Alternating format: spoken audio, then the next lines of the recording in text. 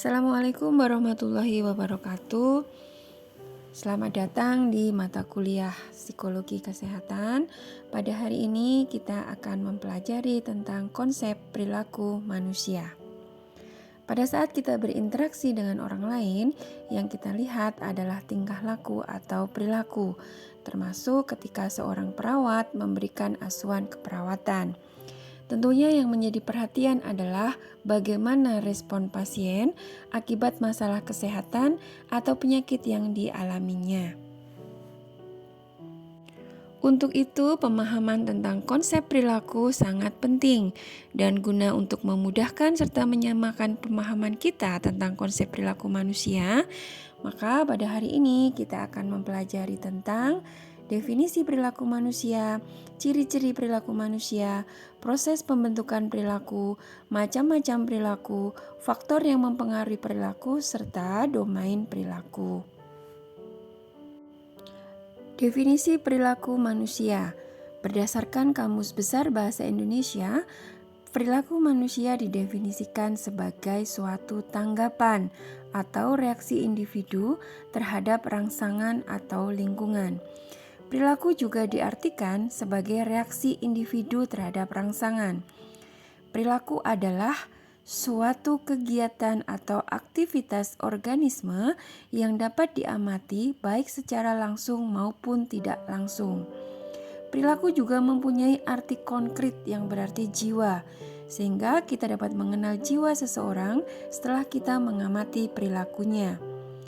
Perilaku manusia khususnya dibagi menjadi perilaku terbuka dan perilaku tertutup. Dikatakan perilaku terbuka apabila dapat diamati dengan langsung dan dapat diketahui maknanya. Sedangkan perilaku tertutup adalah perilaku yang hanya dapat dimengerti dengan menggunakan alat bantu atau metode tertentu. Misalnya berpikir, sedih, berhayal, dan sebagainya. Perilaku terjadi karena adanya dorongan untuk memenuhi suatu kebutuhan, sehingga dapat disimpulkan bahwa perilaku merupakan kegiatan atau aktivitas manusia yang timbul karena adanya rangsangan, baik yang dapat diamati secara langsung maupun tidak langsung. Berikutnya adalah ciri-ciri perilaku manusia. Menurut Sarlito Wirawan tahun 83 menyatakan bahwa perilaku manusia senantiasa berbeda, selalu mempunyai ciri, sifat tersendiri, sehingga dikatakan bahwa manusia itu unik. Di dunia ini tidak ada dua manusia yang sama sekalipun meskipun dia kembar identik. Ciri-ciri perilaku manusia berbeda dengan makhluk lainnya, karena pada manusia ada kepekaan sosial, kelangsungan perilaku, orientasi pada tugas, usaha dan perjuangan, serta tiap-tiap individu manusia itu adalah makhluk unik. Ciri perilaku manusia yang pertama adalah kepekaan sosial. Artinya adalah kemampuan yang dimiliki oleh manusia untuk dapat menyesuaikan perilakunya dengan pandangan dan harapan orang lain. Manusia merupakan makhluk sosial. Dia tidak bisa hidup sendiri, dia membutuhkan orang lain. Perilaku manusia tentunya akan selalu berbeda, menyesuaikan dengan situasi dan kondisi di mana saat dia berada. Contoh, perilaku pada saat dia menjenguk orang sakit tentunya akan berbeda ketika dia menghadiri suatu pesta. Demikian juga akan berbeda pada saat menghadapi orang yang sedang marah, orang yang sedih, orang yang sedang gembira, dan pada saat orang sedang belajar. Ciri yang kedua adalah kelangsungan perilaku. Artinya bahwa perilaku yang satu berkaitan dengan perilaku selanjutnya. Perilaku sekarang merupakan kelanjutan dari perilaku sebelumnya. Perilaku yang terjadi tidak serta-merta begitu saja, tetapi terjadi secara berkesinambungan. Perilaku manusia tidak pernah berhenti pada satu waktu. Perilaku masa lalu merupakan persiapan untuk perilaku sekarang. Perilaku sekarang menjadi dasar untuk perilaku selanjutnya. Contoh, seorang mahasiswa di 3 keperawatan. Dia belajar teori, praktek, atau mengikuti proses pembelajaran setiap hari, baik di kelas, di laboratorium, ataupun di lahan praktek. Akhirnya dia akan lulus dan mempunyai keahlian di bidang keperawatan. Selanjutnya dia akan bekerja sebagai perawat, sehingga dia mempunyai penghasilan. Kemudian dia akan berumah tangga, mempunyai keturunan, hingga mempunyai anak cucu dan seterusnya. Ciri yang ketiga adalah manusia memiliki orientasi pada tugas. Setiap perilaku manusia mempunyai tugas atau tujuan tertentu. Setiap perilaku yang ditampilkan manusia itu tentunya ada tujuannya. Sebagai contoh, misalkan mahasiswa yang rajin belajar bertujuan supaya berprestasi, mendapatkan IPK yang bagus, dan bisa lulus tepat waktu. Demikian juga seseorang yang bekerja keras karena ada keinginan yang ingin dia capai. Ciri yang keempat adalah setiap manusia mempunyai usaha dan perjuangan. Setiap individu atau manusia pasti memiliki cita-cita yang akan dia perjuangkan. Manusia itu akan memperjuangkan sesuatu yang telah ditentukan atau dipilihnya. Contoh, seorang mahasiswa yang sejak awal memilih dan menetapkan akan menjadi perawat, maka dia akan berupaya bagaimana caranya dia bisa masuk di perawat. Setelah dia bisa masuk di perawat, dia akan belajar agar cita-citanya dapat tercapai. Ciri yang terakhir adalah tiap-tiap individu manusia adalah unik. Unik di sini mengandung arti bahwa manusia yang satu tentu berbeda dari manusia lainnya. Setiap individu manusia mempunyai ciri, sifat, watak, tabiat, kepribadian, dan motivasi yang berbeda. Demikian juga berbeda dalam pengalaman, masa lalu, cita-cita di kemudian hari, dan perilaku yang ditampilkan. Berikutnya adalah bagaimana proses pembentukan perilaku. Perilaku manusia timbul karena adanya dorongan dalam menentukan kebutuhan. Kebutuhan manusia itu ada dua, yaitu kebutuhan dasar dan kebutuhan tambahan. Kebutuhan dasar adalah kebutuhan untuk kelangsungan hidup manusia. Maslow menggambarkan kebutuhan dasar manusia itu pada 5 tingkatan, yaitu kebutuhan fisiologis, kebutuhan rasa aman, kebutuhan mencintai dan dicintai, kebutuhan harga diri, dan kebutuhan untuk aktualisasi diri. Teori yang pertama adalah teori lingkungan. Teori ini menjelaskan bahwa individu berperilaku karena adanya rangsangan atau stimulus, baik yang berasal dari dalam maupun berasal dari luar individu. Hal ini mengharuskan individu merespon atau menjawab. Proses yang terjadi adalah stimulus yang diterima oleh panca indera diteruskan ke otak untuk segera memberikan jawaban atau respon dalam bentuk aktivitas. Formulasinya dapat digambarkan sebagai berikut, yaitu adanya stimulus atau rangsangan kepada individu, responnya dalam bentuk aktivitas. Teori berikutnya adalah teori lingkaran. Teori ini memandang terjadinya perilaku sebagai suatu rangkaian dari adanya kebutuhan, motivasi, tujuan, dan kepuasan, dan digambarkan dalam bentuk lingkaran berikut ini. Gambar tersebut mengilustrasikan bahwa manusia berperilaku atau melakukan aktivitas dalam rangka untuk mencapai tujuan. Kebutuhan merupakan hal yang mendasar yang memunculkan adanya dorongan, sehingga manusia melakukan aktivitas atau adanya perilaku untuk mencapai tujuan yang pada akhirnya terjadi kepuasan. Hal ini selesai untuk satu perilaku saja, tapi selanjutnya akan timbul lagi kebutuhan-kebutuhan yang lain, sehingga kembali terjadi proses atau siklus yang sepertinya tidak akan pernah berakhir. Berikutnya adalah macam-macam perilaku. Berdasarkan macamnya, perilaku manusia itu ada 3 macam, yaitu ada perilaku refleks bersyarat, dan perilaku bertujuan. Nah, perilaku refleks umumnya terjadi secara otomatis dan tidak disadari. Dia terjadi tanpa dipikir atau tanpa keinginan kita. Perilaku refleks secara umum bertujuan untuk menghindari ancaman yang dapat merusak keberadaan individu. Yang kedua adalah perilaku refleks bersyarat. Adalah perilaku yang terjadi atau muncul karena adanya perangsangan tertentu. Ini merupakan reaksi yang wajar, dapat merupakan pembawaan atau dipelajari, atau didapatkan dari pengalaman sebelumnya.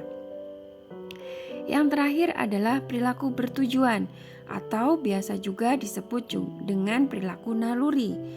Perilaku naluri adalah gerak refleks yang kompleks atau merupakan rangkaian tahapan yang banyak. Setiap tahapan merupakan perilaku refleks sederhana. 3 gejala yang menyertai perilaku bertujuan yaitu pengenalan, perasaan, atau emosi. Faktor-faktor apa sajakah yang mempengaruhi perilaku pada manusia? Jadi ada beberapa faktor yang mempengaruhi perilaku manusia. Menurut Purwanto, faktor yang mempengaruhi perilaku manusia itu ada 2, yaitu faktor endogen dan faktor eksogen. Faktor endogen atau faktor genetik atau keturunan, yaitu faktor pembawaan atau herediter, merupakan dasar perkembangan perilaku makhluk hidup. Yang termasuk dalam faktor genetik berasal dari individu yang diantaranya adalah jenis ras, jenis kelamin, sifat fisik, kepribadian, bakat pembawaan, dan intelijensi. Nah, kita bahas satu-satu. Yang pertama adalah jenis ras. Setiap ras mempunyai perilaku yang spesifik. Ras yang satu tentunya akan berbeda dengan ras yang lainnya.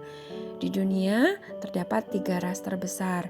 Yang pertama adalah ras kulit putih atau disebut dengan ras Kaukasoid. Memiliki ciri fisik warna kulitnya putih, bermata biru, rambutnya pirang, dengan perilaku yang dominan yaitu individunya lebih terbuka, senang akan kemajuan, dan menjunjung tinggi hak asasi manusia. Yang kedua adalah ras Negroid atau ras kulit hitam. Memiliki ciri fisik warna kulit hitam, rambut keriting, dan bermata hitam. Perilaku yang dominan adalah tabiatnya yang keras, tahan menderita, dan menonjol dalam kegiatan olahraga. Yang terakhir adalah ras Mongoloid atau ras kulit kuning. Nah, ciri-cirinya adalah memiliki kulit kuning, rambutnya lurus, dan mata coklat. Perilaku dominan yang ditampilkan adalah ramah, suka membantu, tertutup, senang dengan upacara-upacara ritual. Nah, faktor endogen yang kedua adalah jenis kelamin. Terdapat jenis kelamin laki-laki dan perempuan. Tentunya perilaku yang ditampilkan juga berbeda. Pria berperilaku atas dasar pertimbangan rasional atau akal, sedangkan pada perempuan berperilaku atas dasar pertimbangan emosional atau perasaan. Perilaku pria disebut maskulin, sedangkan pada wanita disebut dengan feminim. Faktor yang ketiga adalah sifat fisik. Tentunya individu yang pendek dan gemuk akan berperilaku berbeda pada individu yang mempunyai perawakan tinggi kurus. Faktor yang keempat adalah kepribadian. Perilaku merupakan manifestasi dari kepribadian yang dimiliki oleh individu. Hasil perpaduan antara faktor genetik dan lingkungan. Kepribadian individu dipengaruhi oleh aspek kehidupan seperti pengalaman, usia, watak, tabiat, sistem, norma, nilai, dan kepercayaan yang dimilikinya. Bakat pembawaan merupakan interaksi dari faktor genetik dan lingkungan serta bergantung pada adanya kesempatan untuk pengembangan. Nah, yang terakhir dari faktor endogen adalah intelijensi. Individu yang intelijensinya tinggi dapat mengambil keputusan dan bertindak dengan cepat, tepat, dan mudah. Tentunya berbeda pada individu dengan intelijensi rendah. Dia cenderung lebih lambat dalam mengambil keputusan dan bertindak. Yang kedua adalah faktor eksogen yang mempengaruhi perilaku. Faktor ini berkaitan dengan faktor dari luar individu, seperti lingkungan, pendidikan, agama, sosial ekonomi, kebudayaan, dan faktor lain. Yang pertama yang akan kita bahas adalah faktor lingkungan. Faktor lingkungan merupakan segala sesuatu yang berada di sekitar individu, baik fisik, biologi, maupun sosial. Hal ini akan berpengaruh karena lingkungan merupakan lahan untuk perkembangan perilaku. Yang kedua adalah pendidikan. Baik secara formal maupun informal, proses pendidikan melibatkan masalah perilaku individu maupun kelompok. Latar belakang pendidikan akan berpengaruh terhadap perilaku seseorang. Yang ketiga adalah agama. Agama merupakan suatu keyakinan hidup yang akan masuk ke dalam konstruksi kepribadian seseorang. Tentunya akan berpengaruh dalam hal berpikir, bersikap, bereaksi, dan berperilaku dari seseorang. Yang keempat adalah sosial ekonomi. Tentunya orang dengan status sosial ekonomi berkecukupan akan mudah memenuhi kebutuhan hidupnya. Sedangkan bagi seseorang dengan status sosial ekonomi kurang akan bersusah payah untuk memenuhi kebutuhan hidupnya. Yang kelima adalah kebudayaan. Kebudayaan merupakan hasil budi dan karya manusia, dalam arti bahwa kebudayaan merupakan kesenian, adat istiadat, atau peradaban manusia. Kita dapat membedakan orang dari perilakunya. Ada yang perilakunya halus dan ada yang perilakunya keras karena berbeda kultur. Yang terakhir adalah faktor lainnya, seperti susunan saraf pusat, persepsi, dan emosi. Ketiga hal ini berkaitan dengan susunan saraf pusat yang menerima rangsangan. Selanjutnya akan terjadi proses persepsi dan akan muncul emosi. Tentunya bila ada masalah pada salah satunya maka perilakunya akan berbeda. Pokok bahasan terakhir dalam materi ini adalah domain perilaku. Domain perilaku menurut Bloom itu terdapat 3, yaitu kognitif, afektif, dan psikomotor. Ketiga aspek tersebut saling berkaitan dan ini menentukan untuk terbentuknya perilaku baru.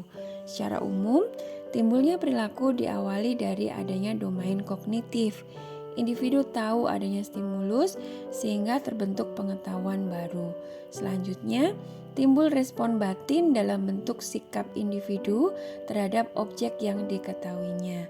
Pada akhirnya, objek yang telah diketahui dan disadari secara penuh akan menimbulkan respon berupa tindakan atau psikomotor. Nah, ya kita akan bahas satu persatu. Yang pertama adalah kognitif atau pengetahuan. Kognitif atau pengetahuan adalah hasil dari rasa ingin tahu yang terjadi melalui proses sensori panca indera, khususnya mata dan telinga terhadap objek tertentu. Nah, tingkatan pengetahuan atau domain kognitif menurut Bloom itu terdapat 6 tingkatan, yaitu tahu, memahami, mengaplikasi, menganalisis, mensintesa, dan mengevaluasi. Tahu artinya mampu mengingat tentang apa yang dipelajari. Paham atau memahami artinya suatu kemampuan untuk menjelaskan secara benar objek yang diketahuinya. Aplikasi artinya kemampuan untuk menggunakan materi yang telah dipelajarinya ke kondisi yang sebenarnya. Kemudian analisis berarti kemampuan untuk menjabarkan suatu objek ke dalam komponen-komponen. Sintesa menunjuk pada suatu kemampuan untuk meletakkan atau menghubungkan bagian-bagian ke dalam bentuk keseluruhan yang baru.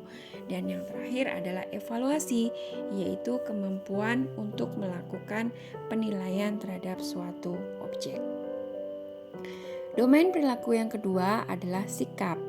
Sikap adalah respon tertutup seseorang terhadap stimulus atau objek, baik yang sifatnya internal maupun eksternal, sehingga manifestasinya tidak terlihat secara langsung. Ada 2 kecenderungan terhadap objek sikap, yaitu sikap positif dan negatif. Kecenderungan tindakan pada sikap positif adalah mendekati, menyenangi, dan mengharapkan objek tertentu. Pada sikap negatif terdapat kecenderungan untuk menjauh, menghindar, membenci, dan tidak sama sekali menyukai objek tertentu. Domain yang terakhir dari domain perilaku adalah domain psikomotorik. Domain psikomotorik dikenal sebagai domain keterampilan, yaitu penguasaan terhadap kemampuan motorik halus dan kasar dengan tingkat kompleksitas koordinasi neuromuskular. Tingkatan psikomotorik atau praktik diawali dengan persepsi, yaitu individu mengenal dan memilih berbagai objek sesuai dengan tindakan yang dilakukan. Kedua, respon terpimpin, yaitu individu dapat melakukan sesuatu dengan urutan yang benar sesuai contoh.